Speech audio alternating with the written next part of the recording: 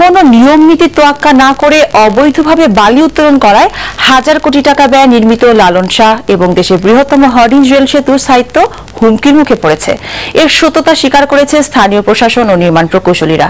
কুষ্টিয়ার প্রতিনিধি হাসান জাহিদের রিপোর্ট, জানাচ্ছেন জীবন আহমেদ।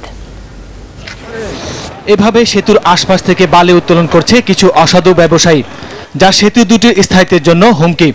রাজধানীর সঙ্গে দেশের উত্তর এবং দক্ষিণাঞ্চলের সড়ক ও রেল যোগাযোগের গুরুত্বপূর্ণ মাধ্যম হচ্ছে 2004 সালে পদ্মার উপর নির্মিত লালন শাহ সেতু ও তার পাশে ব্রিটিশ আমলে তৈরি হার্ডিঞ্জ রেল সেতু। কিন্তু সেতু সংলগ্ন বিভিন্ন স্থানে অসংখ্য চর জেগে ওঠায় মুনাফালোভী কিছু ব্যবসায়ী দিনরাত বালি উত্তোলন করছে।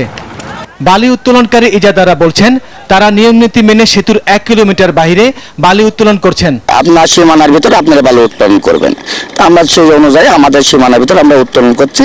আমাদের নিয়ন্ত্রণের ভিতরে আমরা আছি, আমরা কিন্তু ব্রিটিশের সীমানার ভিতরে আমরা যাই নাই। তবে সেতুটির নির্মাণ প্রকৌশলীরা অভিযোগের সত্যতা স্বীকার করে বলেন, অবৈধ বালি উত্তোলন বন্ধের জন্য ইতিমধ্যে সংশ্লিষ্টদের চিঠি দেওয়া হয়েছে। সেটা যদি কেউ আর্টিফিশিয়ালি এইভাবে খনন করে বা অন্য কোনো ইন্টারাপ্ট করে, তাহলে আমরা এই যে অনুসন্ধানগুলো চালাই সেটা ব্যাহত হবে, টিকিয়ে রাখার জন্য হুমকি হতে পারে। জেলা প্রশাসক জানান, সেতুর আশপাশ থেকে যাতে বালি উত্তোলন করতে না পারে সেজন্য সীমানা প্রাচীর নির্মাণ করা হবে। লালন শাহ সেতু কর্তৃপক্ষ, হার্ডিঞ্জ ব্রিজ সেতু কর্তৃপক্ষ এবং উপজেলা প্রশাসন বেড়ামারা একত্রে তারা ওই জায়গাটা ডিমার্কেট করে দেবে।